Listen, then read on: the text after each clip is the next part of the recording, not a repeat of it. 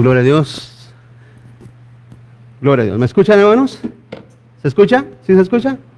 Ok, hermanos. Gloria a Dios. Vamos a continuar. Vamos en esta mañana también a concluir la serie que he estado predicando acerca de que Dios está en control, hermano. ¿Cuántos saben y creen eso, hermano? ¿Usted cree que Dios tiene el control de todas las cosas? Claro que sí. Dios tiene el control de todas las cosas. Así es que vamos a abrir nuestra Biblia en el libro de Job, capítulo 1. Vamos a leer versos 6 y 8, hermanos, o 6 al 8. Gloria a Dios. Vamos a, en esta mañana, concluir esta serie, como le comentaba, acerca de este tema, Dios está en control. Dice la palabra del Señor así: un día vinieron a presentarse delante de Jehová los hijos de Dios, entre los cuales vino también Satanás. Y dijo Jehová a Satanás: ¿de dónde vienes? Respondió Satanás a Jehová y dijo: de rodear la tierra y de andar por ella. Y Jehová dijo a Satanás: ¿no has considerado a mi siervo Job, que no hay otro como él en la tierra, varón perfecto y recto, temeroso de Dios y apartado del mal? Qué tremendo, hermanos, qué tremendo esta pregunta que el Señor le hace a Satanás después de que él andaba rondeando, pero en la tierra. Eso es algo muy asombroso en realidad. El tema en esta tarde final es: ¿somos libres para decidir todo? Es una pregunta. ¿Somos libres para decidir todo?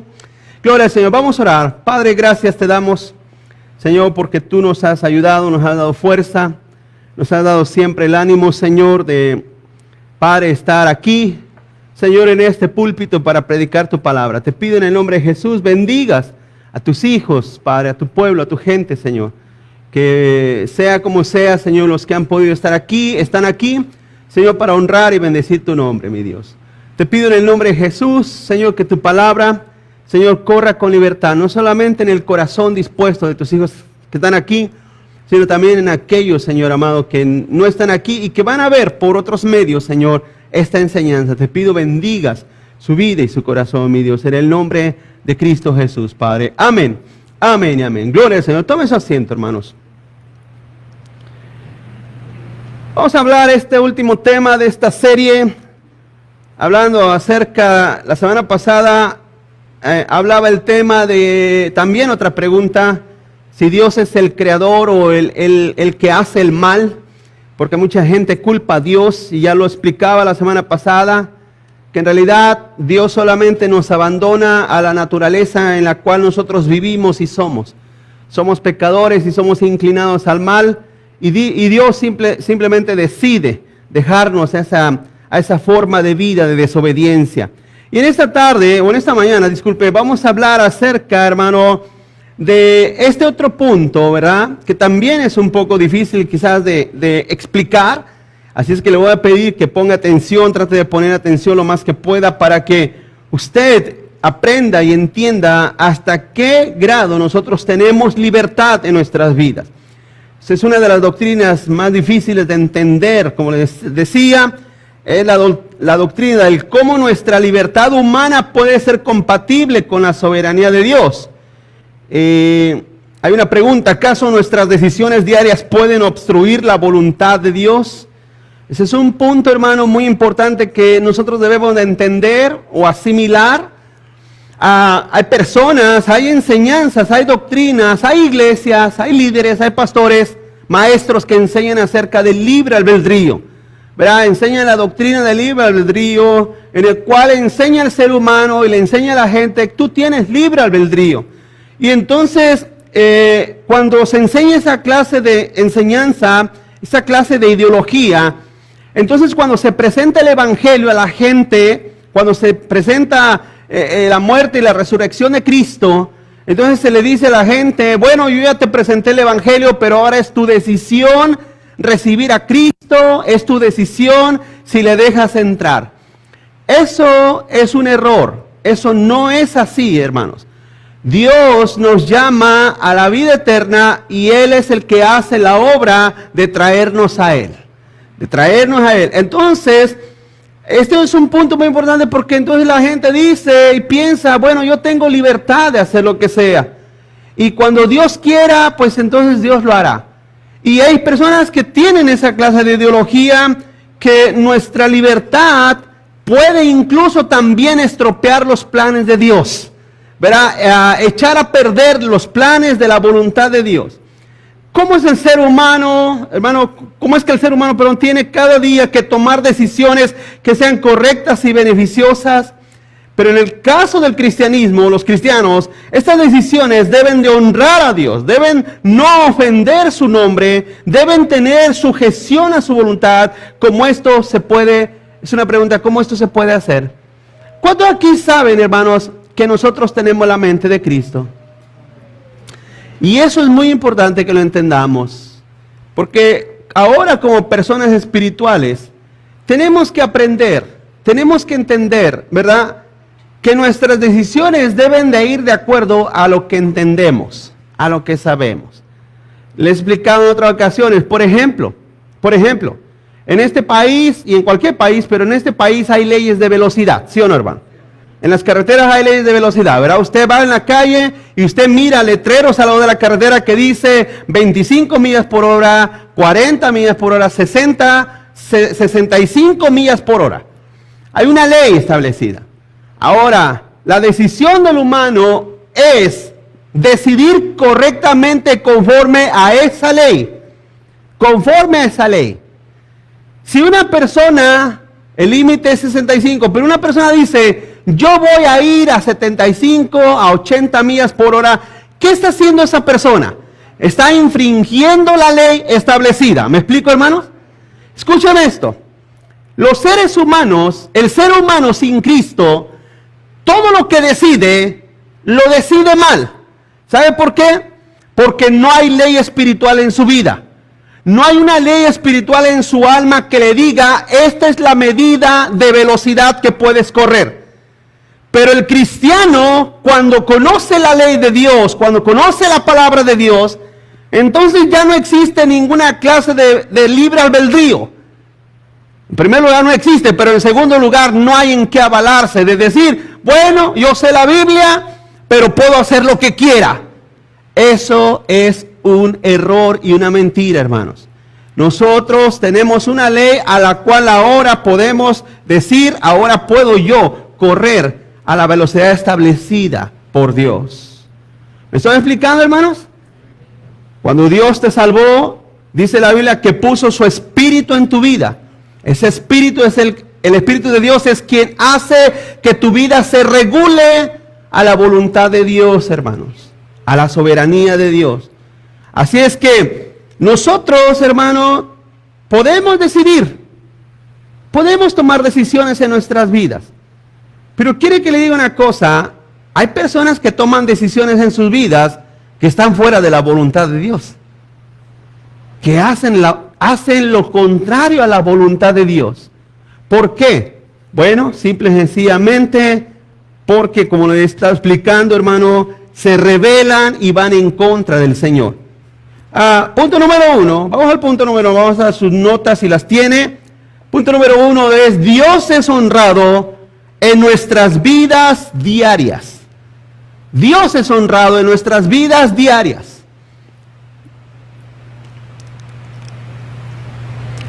Y debemos de buscar eso. Dice el verso 8 donde leímos ahí en Job, y Jehová dijo a Satanás, ¿no has considerado a mi siervo Job? Fíjense cómo lo llama, mi siervo Job. No hay otro como él en la tierra, varón perfecto y recto, temeroso de Dios y apartado del mal. ¿Qué es un siervo? Bueno, un siervo es una persona que sirve a Dios. ¿Sí? Entonces vemos, hermano, en este hecho tan singular, donde la Biblia dice que el Señor le preguntó a Satanás, esta pregunta tan profunda en realidad, y se refería a Job como su siervo. Eso es algo muy que nos debe de poner a pensar, hermano, porque siervo de Dios no solamente soy yo, como algunos consideran, no es que el pastor es el siervo de Dios. En realidad, siervos de Dios somos cada uno de nosotros. Y debemos de servir a Dios cuando dicen amén. En otras palabras, escúcheme esto, hermano. No nada más yo tengo más responsabilidad de Dios que usted. Usted y yo tenemos la misma responsabilidad delante de Dios de servirlo y de vivir para Él. ¿Me explico? Cada día esa es nuestra responsabilidad delante del Señor. Continúa adelante. Satanás siempre fue un león rugiente desde el inicio. Se recuerda que Pedro dice eso, que el diablo anda como león rugiente buscando a quien devorar. Dice el verso 7, de ahí mismo donde leímos, respondiendo Satanás a Jehová, dijo, de rodear la tierra y de andar por ella. En otras palabras, Satanás es como un león, ¿sí? Patrulla la tierra, ahora con millones y millones de ángeles caídos, demonios que lo sirven, e investiga. Escúchame esto. La vida del cristiano está cercada por el Señor. Yendo al punto de que hay personas, hay iglesias que enseñan o que creen que los cristianos pueden tener demonios. De hecho, a mí me ha tocado, estoy hablando de hace muchos años atrás, en iglesias donde se les llamaba a los cristianos a que oraban por ellos, y repentinamente, supuestamente, esos cristianos que uno ya conocía, de hecho yo he mirado hasta pastores, entre comillas, estoy hablando de muchos años, que se les manifestaban demonios, según ellos. Y créame, iglesia, que eso es algo no solamente antibíblico, es absurdo. Es absurdo en totalidad. ¿Por qué? Bueno, porque el diablo en la vida del cristiano no puede hacer absolutamente nada, porque Cristo mora en el corazón del cristiano. El cristiano tiene al Espíritu de Dios en su vida. Es un cerco. Está cercado, guardado por el Señor. El Señor ha guardado la vida, pero el diablo anda rondando, buscando. Él, su labor es buscar e investigar. El diablo sabe nuestra vida, sabe nuestro andar, sabe nuestro caminar, sabe dónde andamos, dónde, no es que el diablo anda detrás de ti, sino que él en cierta manera espiritualmente conoce la manera como nosotros vivimos o andamos. ¿Sí? No es que él sea Dios, sino que él sabe por medio de muchas fuentes nuestra vida. Así es que el instinto destructivo de Satanás es influenciar en nosotros. Escúcheme, el enemigo no puede venir a tu corazón y posesionarte, pero el diablo puede influenciarte a través de ideas y pensamientos. El enemigo trata de inyectar pensamientos. Se recuerda, hablábamos acerca en Efesios 6, acerca de que el diablo lanza dardos de fuego.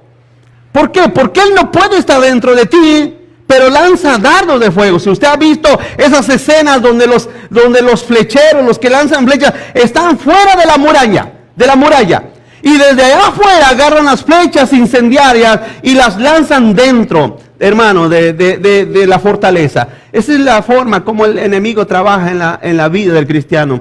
Trae pensamientos, trae ideas que tratan de distorsionar nuestra voluntad o la voluntad de Dios en nuestras vidas, haciéndonos perder a nosotros.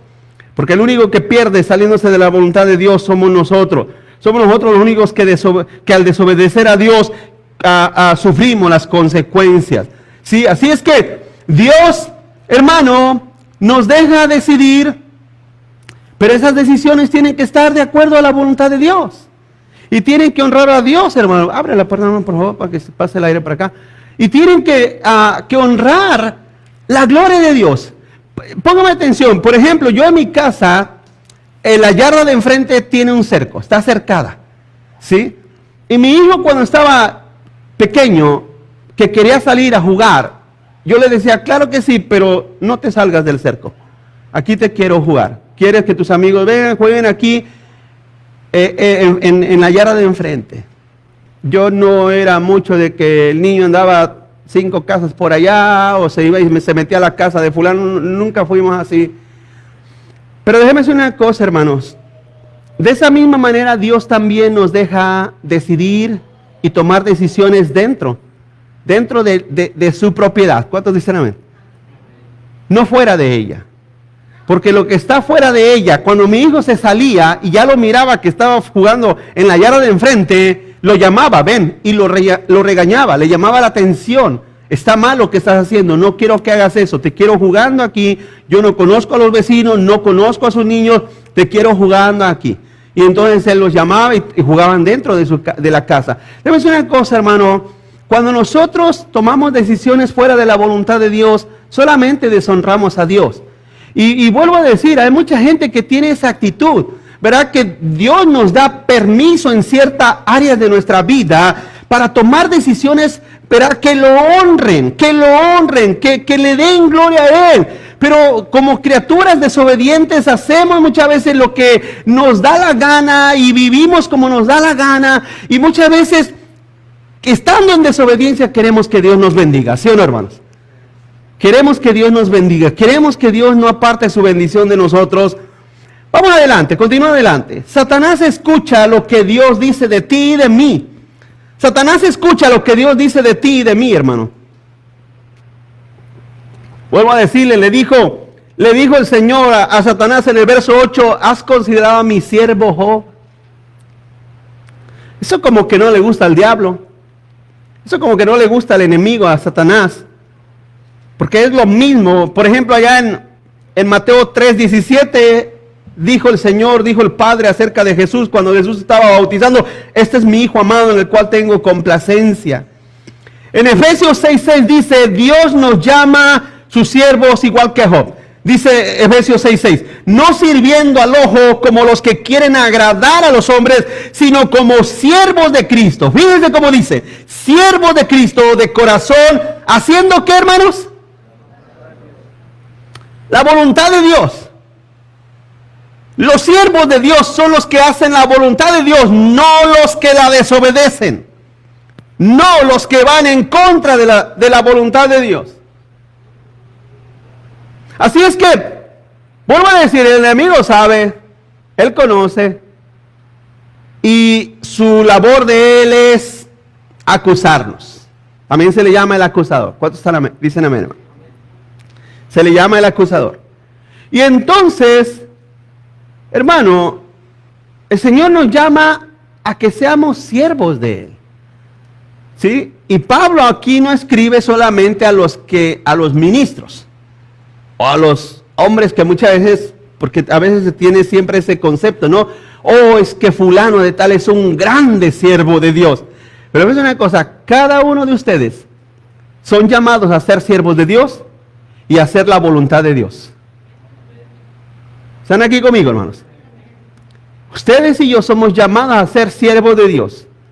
Porque esa es, hermano, no solamente la complacencia de Dios, sino que esa es la muestra de que nosotros estamos dentro de la voluntad de Dios. Cuando nos dedicamos a servirlo. A servirlo. Y eso es algo que mucha gente no ha entendido. Que mucha gente no lo ha comprendido. No pueden entender lo que es servir a Dios. ¿Verdad? Servir a Dios es tener en el pensamiento, en la mente, en el corazón, el deseo de hacer de nuestra vida una vida útil para el Señor, para su reino, en su reino manifestado. ¿Sí? Y creo que es un tema que lo voy a explicar en otra ocasión, pero cada uno de nosotros debemos de saber que nuestra vida debe de estar dispuesta al servicio de Dios. Sí, dispuesta al servicio de Dios. Aquí estoy, Señor. Heme aquí, envíame a mí, dijo Isaías. Aquí estoy. Punto número 2. Todos los sucesos y decisiones pasan dentro de la perfecta voluntad de Dios. Todos. Todos los sucesos y decisiones pasan dentro de la perfecta voluntad de Dios. Porque sus hijos que piensan en servirlo a Él, que piensan en honrarlo a Él, lógicamente que Dios también tiene cuidado de que esas personas, que sus hijos, permanezcan siempre dentro de la voluntad de Dios, que estén dentro de su voluntad. Eso es parte de la obra de Dios en nuestras vidas. ¿Sí? Es parte del efecto poderoso de Dios, de su palabra. Vamos adelante. Hay otros agentes que tratan de interferir en la voluntad de Dios. ¿Sí?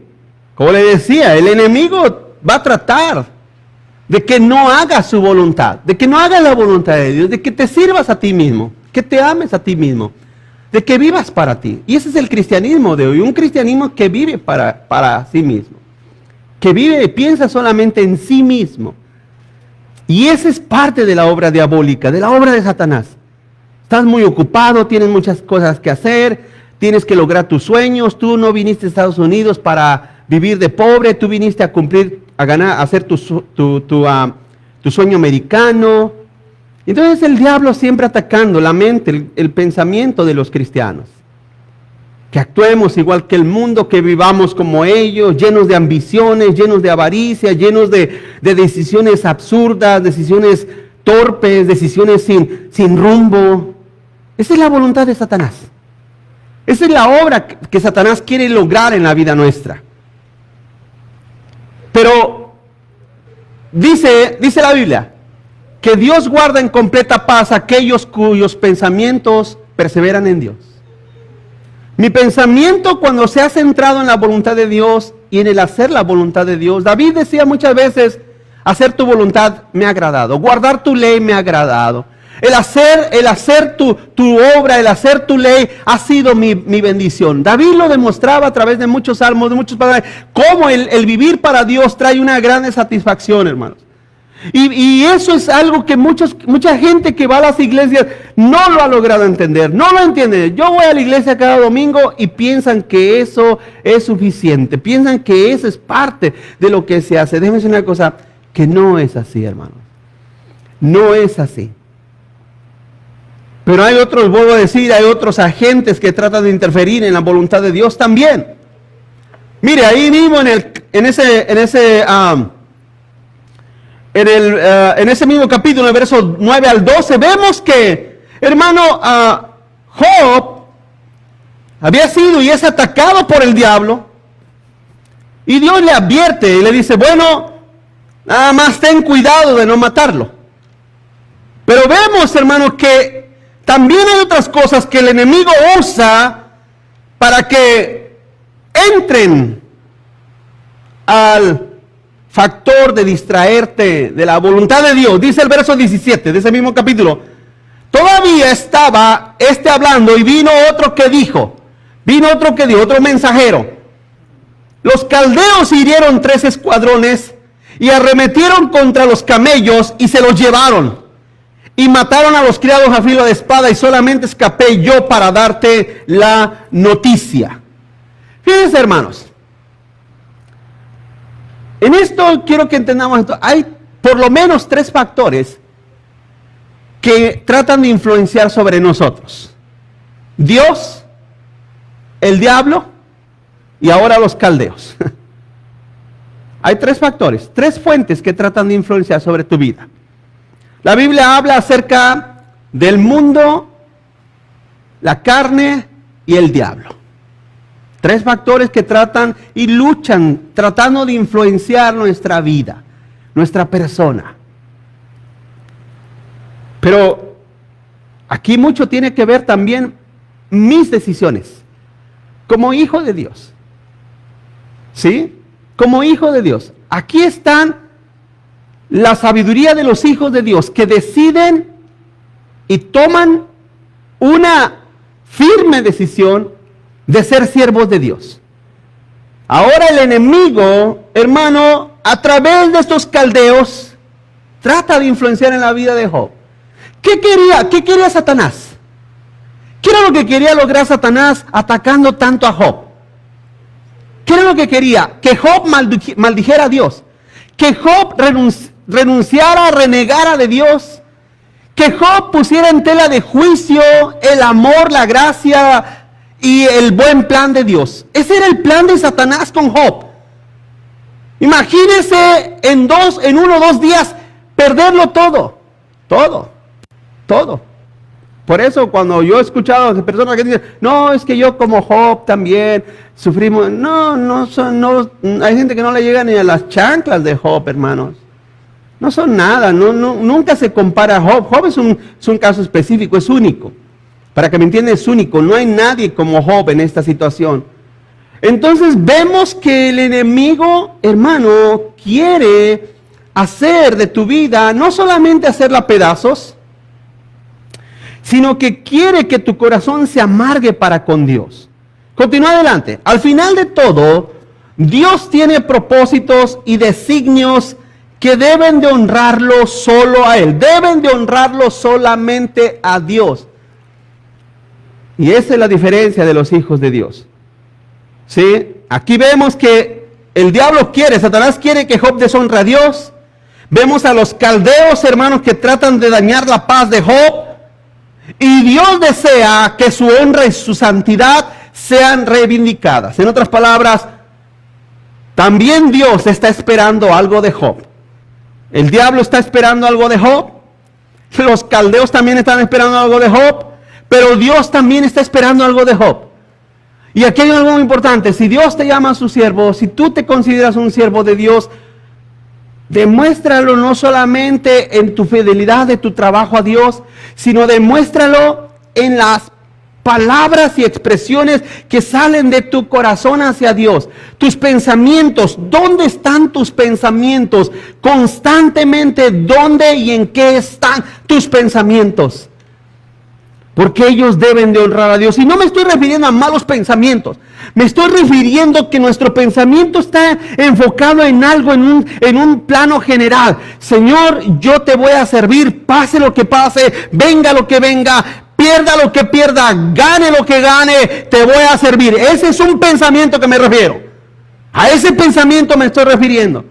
Pero cuando una persona, sus pensamientos son vagos, primero que nada, no está Dios en sus pensamientos. No está Dios. Pues ni modo, Diosito, ahí te aguantas con lo que pueda hacer para ti. Esa clase de forma de vida va a sacar de nuestros corazones algo muy desagradable. Le doy un ejemplo. ¿Alguna vez le ha pasado que usted habla con una persona, comparte con una persona, convive con una persona,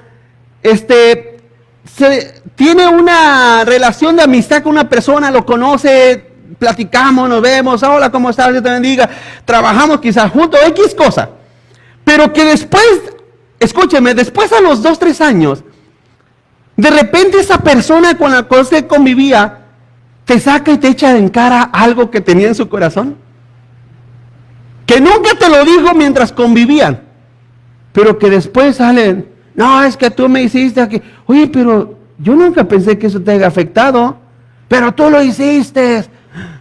Y todo este tiempo guardaste eso en tu corazón. Sí, ya no lo aguantaba. ¿Le ha pasado eso o nada más a mí? Debe ser una cosa. Mucha gente es así con Dios. Es así con Dios. Lamentablemente uno lo mira que así es con Dios. Vienen a la iglesia, están en la iglesia, conviven en la iglesia y al tiempo viene a salir lo que en realidad han sido durante tantos años. Es una expresión mexicana, asoman el cobre, ¿no? Sale el cobre. Pero es una cosa, hermanos. Una persona así ha sido influenciada por el diablo. Pero como es lógico, el diablo no te va a poner una bandera o te va a poner un sticker aquí. Ya me está sirviendo a mí. El diablo no te va a poner una banderita que diga, ya no cree en Dios o ha dejado su fe a un lado. Y no te va a hacer eso. El diablo sigue trabajando en una manera oculta, secreta, hasta que llega el momento en que sale la realidad de la vida de la gente que va a la iglesia. ¿Sí? La gente que va a la iglesia, la gente que se congrega, que van a las congregaciones.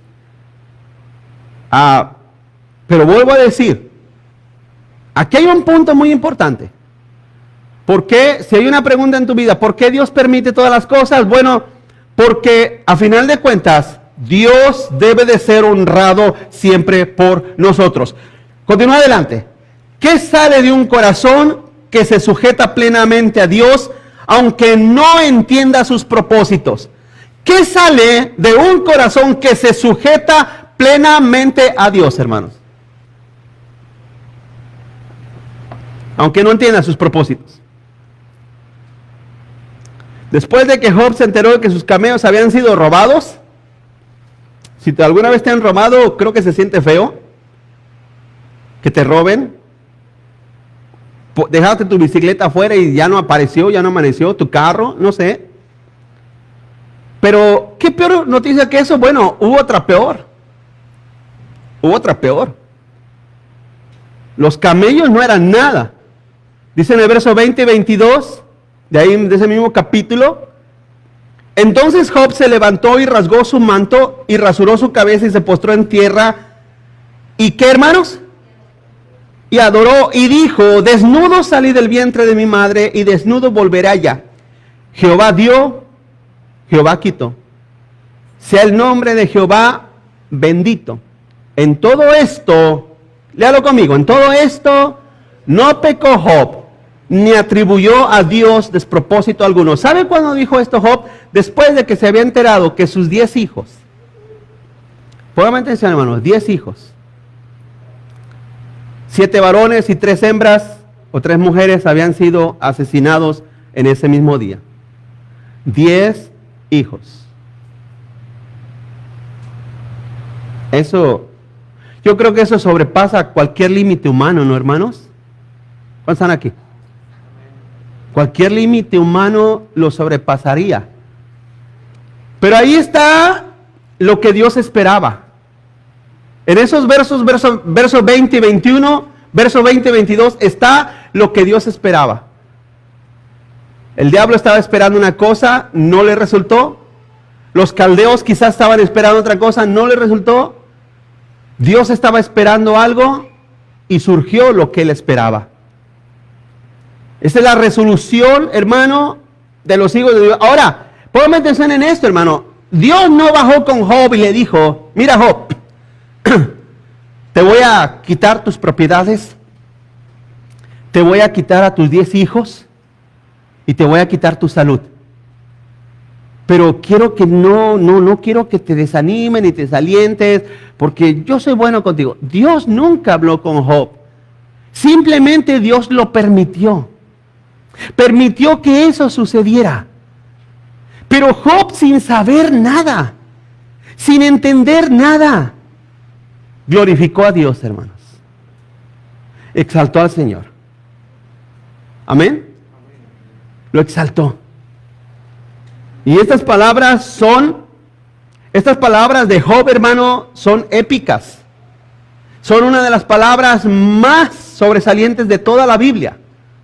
Estas palabras que están aquí en el verso 20 y 22 son las palabras más contundentes, hermano, de toda la Escritura. Hay cosas que nosotros sabremos, otras cosas que no, pero debemos de aprender, hermano, a esperar siempre en la gracia de nuestro Dios. Punto número 3. Punto número 3.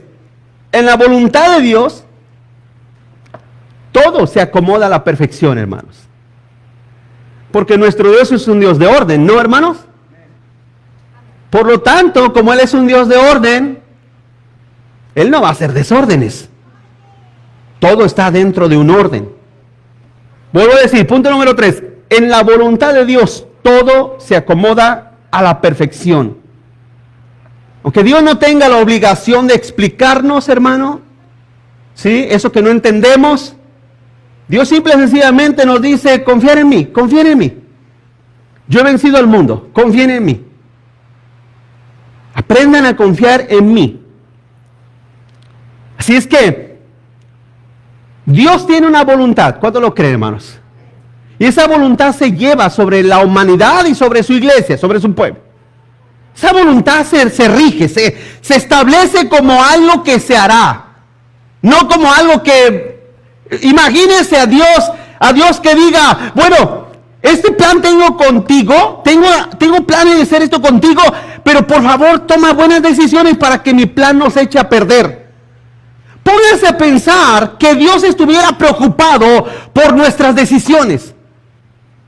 Que Dios esté en el cielo diciendo, ay, pues yo espero que el pastor Leo, que los hermanos, mis otros hijos, no tomen malas decisiones. Yo espero que no tomen malas decisiones, porque si toman malas decisiones, van a echar a perder mis planes y mi voluntad. Y entonces no voy a poder hacer lo que yo tengo pensado hacer, porque sus decisiones han sido erróneas. Imagínense a una clase de Dios así. Hermanos, Dios ya sabe, desde antes de la fundación del mundo, todo lo que iba a pasar, y ya sabe hasta el final de las cosas cómo fueron las cosas, hermanos. Se lo he dicho en otras ocasiones, no hay nada que espante a Dios. No hay nada que tome de sorpresa a Dios, no hay nada que Dios diga, ¿sabes qué? Como nosotros hemos dicho, esto no me lo esperaba. Imagínense, nosotros muchas veces hacemos por ahí ahorros, ¿verdad, hermano? Voy a guardar $1,000, $2,000 por ahí. Y usted está pensando, bueno, esos $2,000 ya cuando esté más adelante o usted está pensando, estos $2,000 me los voy a gastar en unas vacaciones. Pero de repente las cosas cambian. ¿Y usted qué dice? Esto no me lo esperaba. De hecho, ¿quién se esperaba que nos viniera a visitar el COVID-19 aquí a Estados Unidos, hermano? Nadie. Imagínense los cientos de restaurantes aquí en California que iban viento en proa, o sea, iban acelerados haciendo miles y miles y miles y miles y miles de dólares cada semana. Miles. Y decían los restaurantes, wow, estamos en la gloria.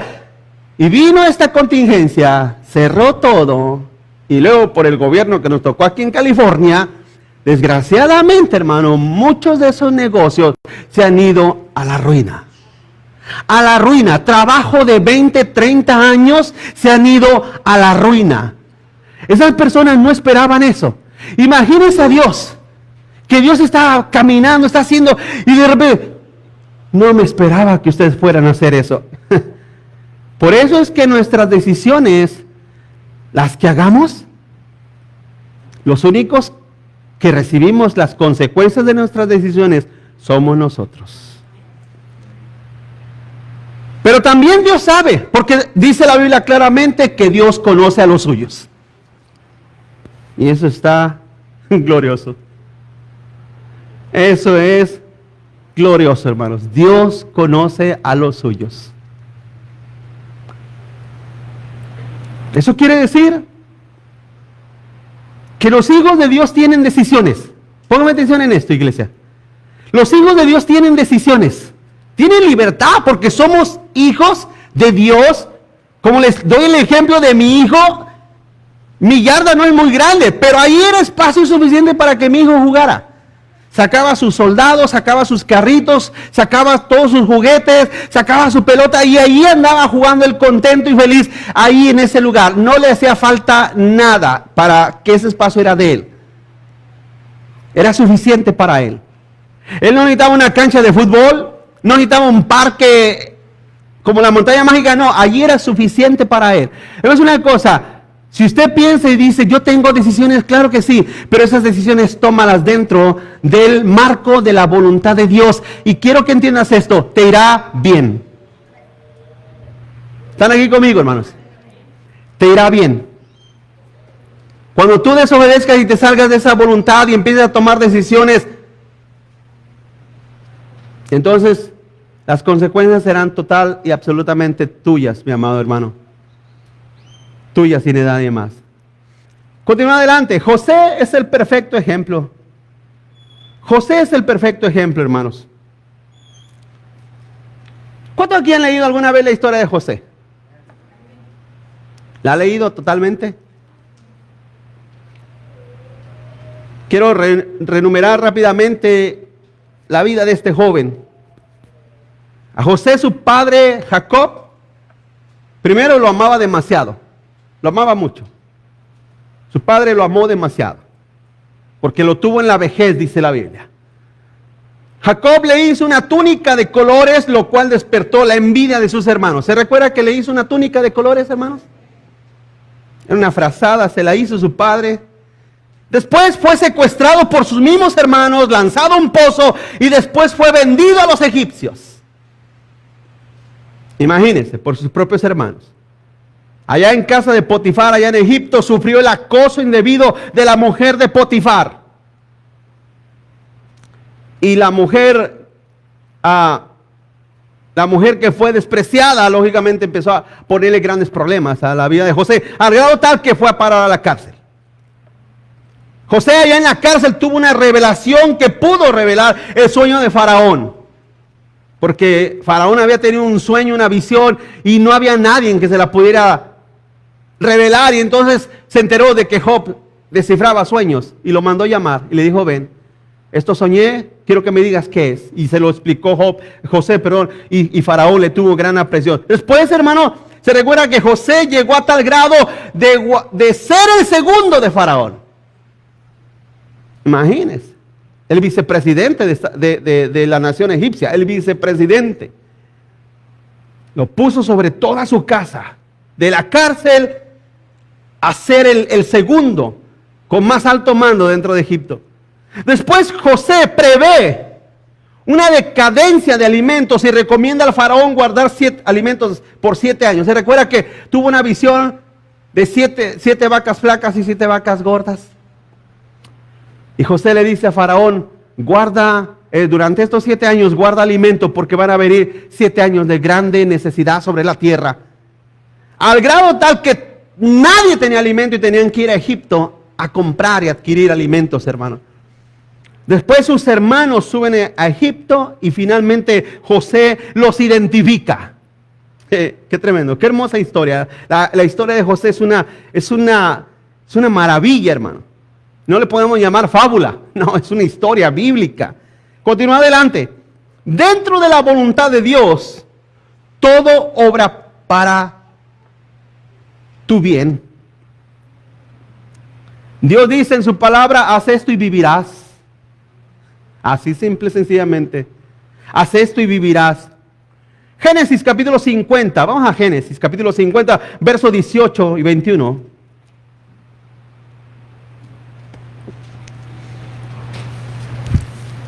Ya cuando, después de todo lo que había pasado, vinieron los hermanos de José. Y dice: vinieron también sus hermanos y se postraron delante de él y dijeron: henos aquí por siervos tuyos.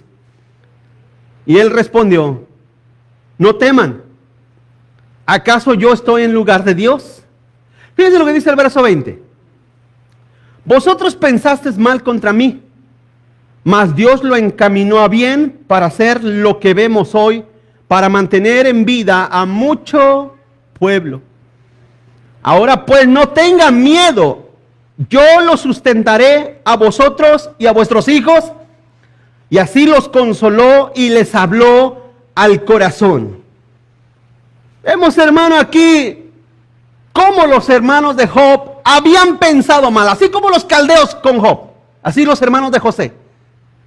Los caldeos robaron los camellos de Job y pensaron en hacerle un mal. Pero eso no sirvió de nada. Aquí vemos que estos hermanos de Job lo vendieron, lo secuestraron y lo vendieron. Y ellos pensaron mal. Pero eso no importó ante la perfecta voluntad de Dios.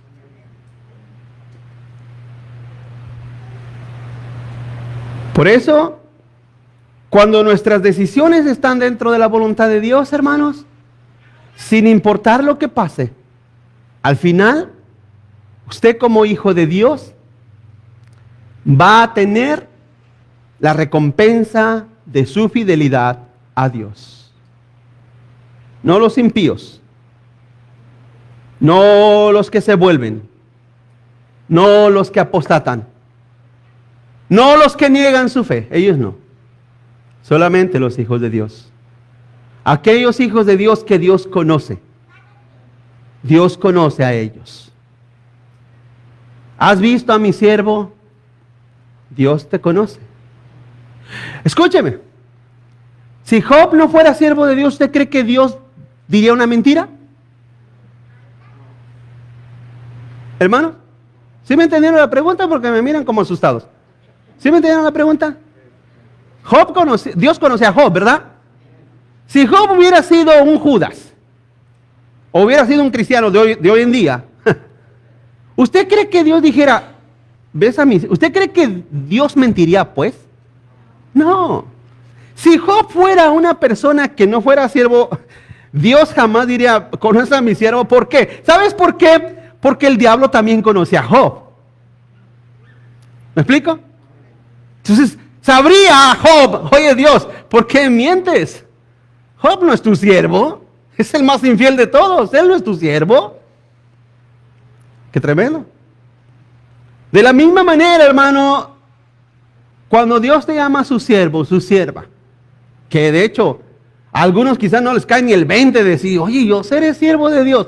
Bueno, servir a Dios es parte de la voluntad que nace en la vida del cristiano desde que se convierte. Cuando se convierte en su corazón el cristiano, nace el deseo de servir a Dios. Continúa adelante. Todo comienza con una simple decisión que está dentro del plan y la voluntad de Dios, hermanos. Todo comienza con una simple decisión que está dentro del plan y la voluntad de Dios. Qué tremendo. Mis decisiones. Señor, ¿qué quieres que haga? Todo lo que tú me muestres o que yo sepa que tú quieres que haga, yo lo haré. Pero Dios no nos da instrucciones, en muchos casos no nos da instrucciones. Porque te aseguro que si saliera una mano escribiéndote la voluntad de Dios en la pared, te aseguro que te caerías del miedo. Dios no obra así, Dios no trabaja así. Usted dirá, no, pero eso está en la Biblia para momentos específicos. Para momentos específicos. Hoy en día dice la Biblia que Dios nos ha hablado por el Hijo. Hebreos capítulo 1, Dios nos ha hablado por el Hijo. Tenemos su palabra, tenemos la palabra profética. Ella es la que nos habla Dios y nos dice cuál es su voluntad. Entonces, al saber su voluntad, como lo he dicho muchas veces, yo vivo en su voluntad y mis decisiones, todas mis decisiones están dentro de esa voluntad de Dios. Dentro de esa voluntad de Dios. Yo, ¿a qué voy llamado? A predicar. Ese es mi llamado. Su llamado usted lo sabrá, usted lo entenderá, sabrá qué es su llamado. ¿Qué es lo que usted puede hacer para la gloria de Dios? ¿Qué es lo que usted puede hacer para la gloria de Dios? Y hágalo, porque esa es la voluntad de Dios. Hágalo. Hágalo, viva. Y como decía nuestro hermano el jueves pasado, hágalo con excelencia. No con mediocridad. No con mediocridad. Y esa es la verdad. Oye, sí, fuerte, como decía el hermano. Para nosotros hispanos, latinos, la palabra mediocre sí es fuerte, ¿verdad, hermanos? En primer lugar es fuerte y en segundo lugar que somos una generación de vidrio, de cristal, olvídate, no me veas porque me quiebro. Que nos digan mediocres. ¿Qué te pasa? ¿Por qué me dices mediocre? Pero déjeme decir una cosa, iglesia, aunque usted no lo crea, hay mucha gente dentro que va a las iglesias que viven vidas mediocres. Ahora, se lo explico un poco más a fondo. Mediocridad, si usted lee la palabra, mediocridad viene de la palabra a medias. Una persona mediocre es una persona que hace las cosas a medias. ¿Sí? ¿Ya se le quitó un poquito la ofensa? Ya se nos bajó un poquito la ofensa. Una persona que hace las cosas a medias, ese es un mediocre. Una persona que comienza algo y lo deja a la mitad. Hace algo y lo deja a la mitad. Esas son personas mediocres. Una persona así jamás va a poder servir a Dios. Jamás va a poder hacer bien la voluntad de Dios. Y siempre las consecuencias una tras otra, una tras otra, una tras otra, una tras otra. Pero vuelvo a decir, y vuelvo a leer el punto y todo comienza con una simple decisión que está dentro del plan y la voluntad de Dios. Señor, me has llamado a servirte y lo haré. Lo haré con excelencia, lo haré bien, lo que haga. Los talentos y los dones que tú me des, los desarrollaré hasta lo más que pueda, en lo mejor que pueda y con la excelencia que pueda, Señor. Lo haré para tu gloria. Lo haré por ti, para ti. ¿Sí? Entonces vemos, hermano, que eso es parte de la vida del Hijo de Dios. Eso es parte natural, espiritual de la vida del Hijo de Dios. Fíjese, hay una historia sencilla, ¿verdad? Que lea así, yo creo que se la dejé ahí en sus notas. Dice, por falta de un clavo se perdió una herradura. Por falta de la herradura se perdió un caballo. Por falta del caballo se perdió el jinete. Por falta del jinete se perdió el mensaje. Por falta del mensaje se perdió la batalla. Por falta de la batalla se perdió el reino.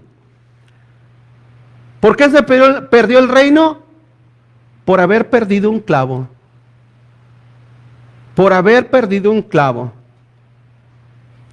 ¿Qué habría ocurrido en la historia del mundo, hermano, si en este caso Jacob no le hubiera dado un manto de colores a su hijo José? Yo no sé si eso también lo tienen en sus notas, pero se lo enumero. ¿Se recuerdan? ¿Cuántos aquí se recuerdan que Jacob le hizo un manto a su hijo? Sin manto de colores no hay celos. ¿Qué fue lo que despertó en la vida de sus hermanos por el manto? Celos. Envidia. Sin celos no hay una traidora venta de José a los comerciantes medianitas. Sin venta de José a los comerciantes madianitas no hay descenso a Egipto. Sin descenso a Egipto no hay encuentro con Potifar. Sin encuentro con Potifar no hay problemas con su esposa. Sin problemas con su esposa no hay encarcelamiento. Sin encarcelamiento no hay interpretación de los sueños del faraón. Sin interpretación de los sueños del faraón no hay ascenso al cargo de primer ministro. Sin ascenso al cargo de primer ministro no hay reconciliación con sus hermanos. Sin reconciliación con sus hermanos no hay migración del pueblo judío a Egipto. Sin migración a Egipto no hay éxodo desde Egipto. Sin éxodo desde Egipto no hay Moisés, no hay ley, no hay profetas y no hay Cristo. Todo lleva a un desenlace dentro de la perfecta voluntad de Dios por decisiones que están hechas dentro de esa voluntad de Dios, hermanos. Ahora, ¿Dios tiene que explicarnos? No. Dios lo hace, simplemente lo hace. ¿Sí? Hay cosas que sabrás por qué, hay cosas que no sabrás por qué. Tú vive alegre sirviendo a tu Dios. ¿Sí? ¿Somos libres de decidir en la vida? Sí. Siempre y cuando tus decisiones muestren tu amor a Dios, hermano. Por último, vivimos para Dios y deseamos hacer su voluntad, aunque nuestra mente y voluntad sean limitadas. Sean limitadas. Porque eso también Dios lo sabe, que nuestra voluntad y nuestros pensamientos y nuestros deseos son limitados, hermanos.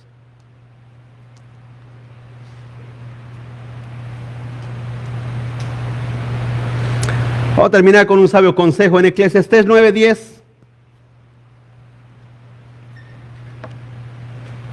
Eclesiastés 9:10 dice todo lo que te viniera a la mano para hacer, hazlo. Qué tremendo. Todo lo que te viniera a la mano para hacer, hazlo. Hazlo según tus fuerzas, porque en el Seol, o sea, en la tumba, a donde vas, no hay obra, ni trabajo, ni ciencia, ni sabiduría. Hazlo. Hazlo siempre y cuando esas decisiones y eso que haces glorifiquen y honren a Dios. Ese mismo pasaje se lo leo de dos versiones. Dice una versión: y todo lo que podamos hacer, hagámoslo con alegría. Vamos camino a la tumba y allá no hay trabajo, ni planes, ni conocimiento, ni sabiduría. Dice otra versión: todo lo que te venga a la mano, hazlo con todo empeño. Porque en el sepulcro a donde te diriges no hay trabajo, ni planes, ni conocimiento, ni sabiduría. Esa es la verdad. Eso es parte de la vida nuestra. Hermanos,